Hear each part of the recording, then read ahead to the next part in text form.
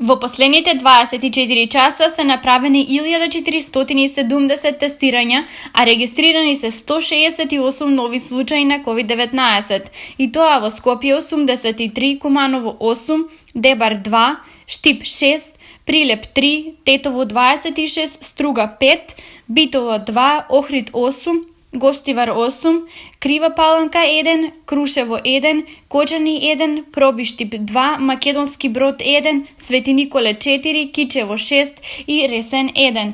Починати се 3 лица, 2 пациенти од Скопје и 1 од Гостивар. Денеска Институтот за јавно здравје регистрира 70 оздравени лица, и тоа во Скопје 48, Тетово 18, Велес 1, Гостивар 1, Кочани 1, Ресен 1. До сега во земјата се направени вкупно 72.690 тестирања на COVID-19.